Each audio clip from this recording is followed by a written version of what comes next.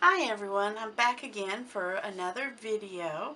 I wanted the opportunity to show you all a new system that I had mentioned in a previous blog post. My creative planning group that I'm a part of, we're sharing posts on Wednesdays about our creative planning. So this is something that I wanted to show you today. This is the traveler style notebook that I had mentioned previously. And I wanted to give you a look at it today and how I've set it up and what I'm using inside this notebook. So these are covers, one that I made myself, and this is the fabric cover in the front and back of the cover. I decided to make my own because the traditional size is a little smaller than I thought that I would want. So I wanted to make one that would incorporate, let's go ahead and take a look inside. I wanted to make one that would incorporate the generally 5.5 by 8.5 booklets for several of the planners and art journaling subscriptions that I have. Zines or other things like that would be something that would fit in this size journal. So that's why I decided to make one of my own, and a lot of my artwork has stitching and a lot of fabric, kind of patchwork in it. So making a cover like this was sort of just a natural progression for me. I like it, the soft and the texture and color of it. So the journals that I have inside, I'll show you in some other videos sort of the general workings of it, but today just for the things that I'm using it for, I have in here basically 4 journals. And the first booklet, this one is my Right Brain Planner pages that I bound up for March. So this booklet contains those and some additional pages. Then the next journal is the Moon Journal from Anna Mead. I've printed this one off for this phase of the moon, and that's what I'm using this journal for. I use it largely for writing. And then my next journal, this is for the art journaler community. They have monthly journaling guides, and I've chosen to take the current one and bind it into a booklet form to work in and journal in.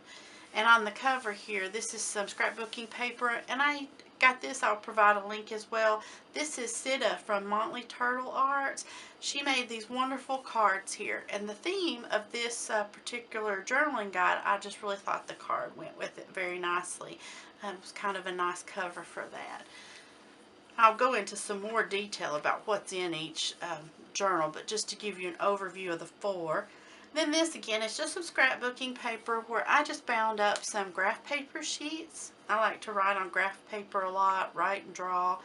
And this is just a small journal that I decided to bind for myself. It's some notes that I'm keeping regarding my children.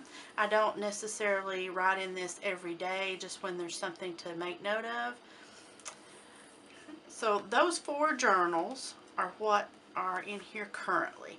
So I keep also another journal that I would sort of refer to as my brain. It's more of my traditional planner and notes, brainstorming. It's my dailies is how I refer to it.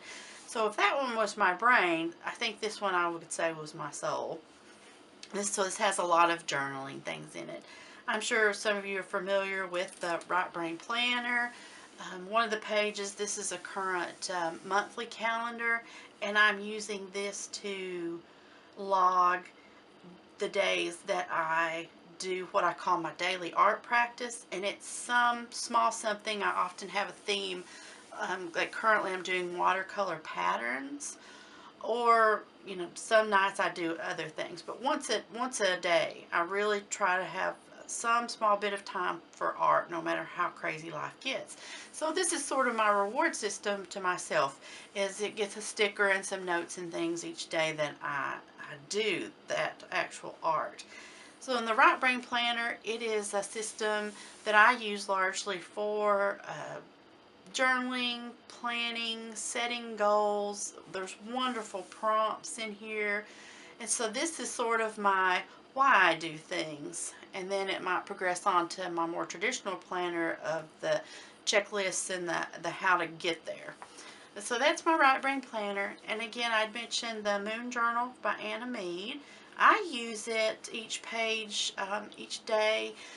I'll show you just a blank page. I've printed this one up myself. It's a free download that Anna provides. And you have your moon phase, and I've added the date to it.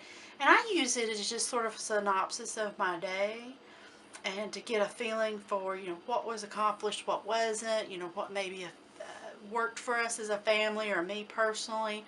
And that's how I use that journal. I've been doing that for several months now, and I really enjoy that. It's a nice kind of end of my day. It's about the last thing I do before I go to bed each evening. And then there's the Art Journaler. So there are pages in here. There are lots of prompts and things. I have added in then extra pages that I may glue onto or journal on the current theme. So that's sort of a variety of art journaling or glue booking that I do. And then we're back to the other writing journal. So having these different journals for their different purposes, but sometimes they're spread out. Like I've had Anna's Moon Journal bound this way and by itself, and I find that sometimes I forget or it's not as handy, and it's maybe an excuse not to do it late at night when you're tired. So that's one reason having all the journals together. It's nice. I'm really enjoying this system. So I wanted to show you all that today. It's a fun system with the notebooks. These are something that I'm going to have some of these for sale on my Etsy shop, but there's lots of great resources online about how to make your own, or the traditional Fauxdori planner, or other people who make these. So I'll provide some different links to the different things that I've mentioned in the video description, and also check out the blog post because there'll be some additional text and information there as well. But I hope that was interesting to you, and thank you all for joining me today.